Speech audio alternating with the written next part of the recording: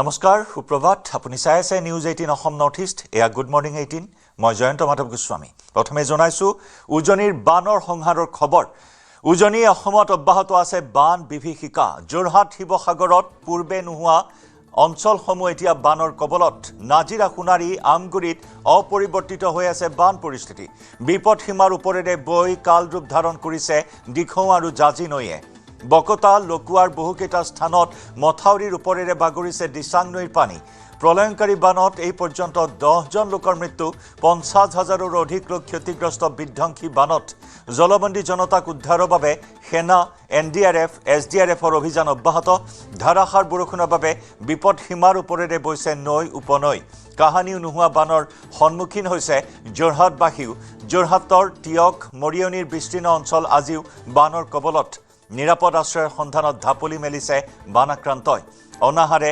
অনিদ্ৰাৰে চৰম হাৰাশাস্তিৰ সন্মুখীন হৈছে বান বিধ্বস্ত ৰাইজ উজনি অসমত এতিয়া বানাক্ৰান্তৰ আৰ্তনাদ চৌদিশে ধ্বংসলীলা ইয়া বানৰ ধ্বংসলীলা বানৰ তাণ্ডৱলীলা এফালে ৰেলপথ উটুৱাই লৈ গৈছে ৰেলপথ বিচ্ছিন্ন কৰিছে স্থলপথ বিচ্ছিন্ন এই মুহূৰ্তত টিয়কৰ 715 নম্বৰ ৰাষ্ট্ৰীয় ঘাইপথত কিছু পানী কমিছে কিন্তু পুনৰ বৰষুণ দিলে পুনৰ যাতায়াত বন্ধ হোৱাৰ উপক্ৰম হৈছে জলবন্দী জনতাক উদ্ধাৰৰ বাবে সেনা এনডিআৰএফ এছডিআৰএফৰ জোৰদাৰ অভিযান অব্যাহত আছে কিন্তু দুৰ্ভাগ্যৰ বিষয় যে এই পৰ্যন্ত 10 জনকৈ লোকে প্ৰাণ হেৰুৱাইছে উজনিৰ এই বিধ্বংসী বানত সমগ্ৰ উজনি অসমৰ জনজীৱন বিধ্বস্ত বিপৰ্যস্ত কৰি তুলিছে এই প্ৰলয়ংকাৰী বানে শিৱসাগৰবাসীয়ে ভয়ানক এটা পৰিস্থিতিৰ সন্মুখীন হৈছে লাম লাকটো কোনো এপত সম্পদ ৰক্ষা কৰিবলৈ সময় নাপালে হুৰাহুৰে পানী সোমাইছে বিভিন্ন স্থানত মথাউৰি ভগাত মুহূৰ্তৰ ভিতৰতে আগুৰি ধৰিছে বাঢ়নি পানীয়ে কেইবাখনো গাঁও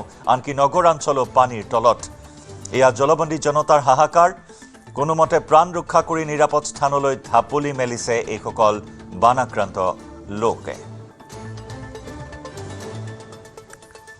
আৰু অসমৰ বান পৰিস্থিতিৰ আপডেট জনাইছো এই মুহূৰ্তত ৰাজ্যখনৰ 16খন জিলা এতিয়াও বানৰ কবলত বানত আক্ৰান্ত হৈছে প্ৰায় 3,62,000 লোক বানৰ ফলত 794খন গাঁও জলমগ্ন হৈ আছে আজি নতুনকৈ বানত 5 জনকৈ লোকৰ মৃত্যুৰ খবৰ আহিছে অৰ্থাৎ এই পৰ্যন্ত ৰাজ্যত 10 জনকৈ লোকৰ মৃত্যু হৈছে বানত 2 জন লোক বৰ্তমানেও নিৰুদ্দেশ হৈ আছে বানৰ কবলত পৰিছে 3খন জিলাৰ নগৰ অঞ্চল পুনৰ জনাইছো বান পৰিস্থিতিৰ শেহতীয়া আপডেট ৰাজ্যখনৰ 16খন জিলা এতিয়াও বানৰ কবলত বানত আক্ৰান্ত হৈছে প্ৰায় 3,62,000 লোক বানৰ ফলত 794খন গাঁও জলমগ্ন হৈ আছে আজি নতুনকৈ বানত 5 জন লোকৰ মৃত্যুৰ খবৰ আহিছে এই পৰ্যন্ত ৰাজ্যত 10 জনকৈ লোকৰ মৃত্যু হৈছে বানত আনহাতে 2 জন লোকৰ এতিয়াও কোনো সন্ধান লাভ কৰিবলৈ সক্ষম হোৱা নাই অৰ্থাৎ নিৰুদ্দেশ হৈ আছে বাঢ়নি পানীত উটি যোৱা 2 জন লোকৰ সন্ধান লাভ কৰিবলৈ সক্ষম হোৱা নাই আনহাতে বানৰ কবলত পৰিছে 3খন জিলাৰ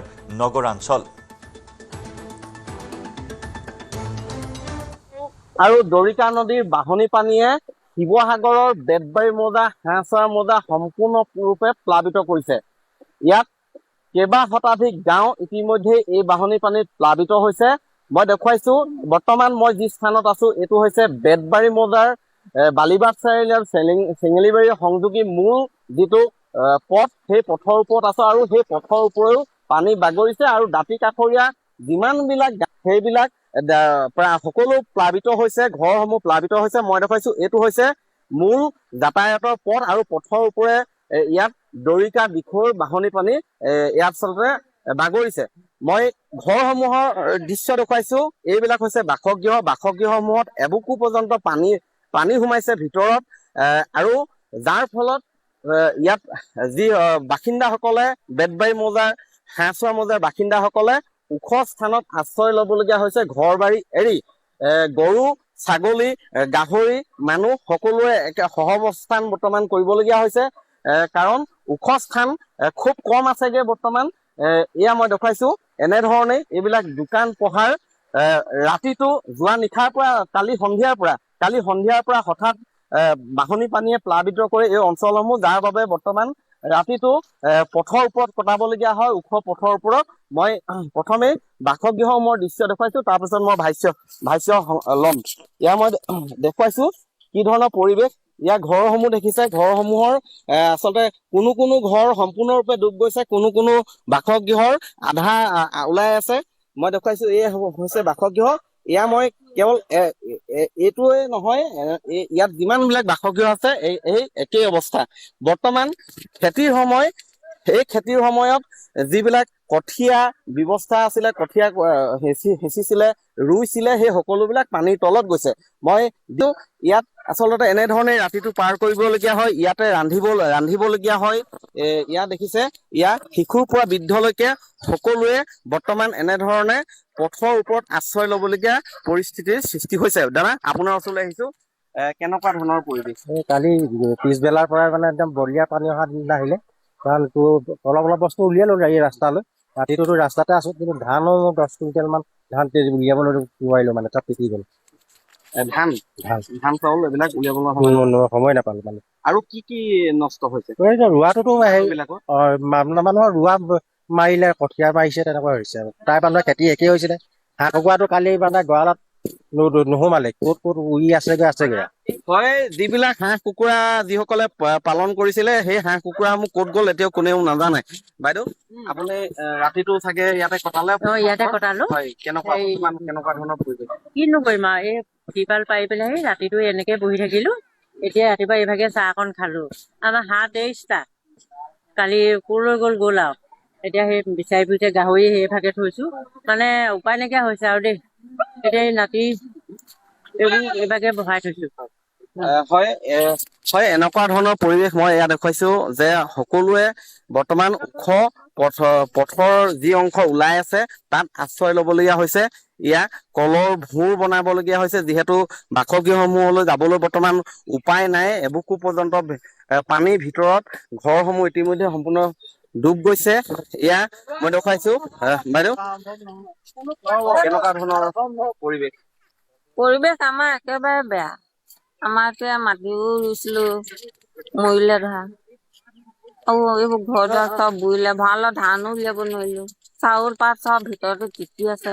হাঁহ কুকুৰা চব গঁৰালতে হেৰি হৈ আছে। যাওঁ কেনেকে?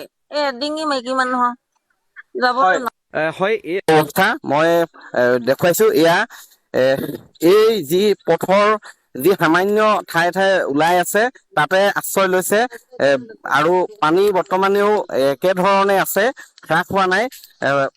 আপোনাৰ ওচৰলৈ আহিছো, এই গোটেই যি অঞ্চলটো, সমগ্ৰ অঞ্চলটোৰ বিষয়ে আপুনি কি ধৰণৰ অৱগত? এই পূব বেতবাৰী আপোনাৰ বৰ্তমান আমি যিডোখৰত আছো, এইডোখৰ বালিবাট চাৰিআলিৰ পৰা অকণমান তামুলী পুখুৰী, আপোনাৰ ভাধৰা কৃষি পাম নিগম, দগাঁও, তাৰপাছত এইফালে আমাৰ ক্ৰমান্বয়ে পানীটো কেন্দুগুৰি লগাই আছে।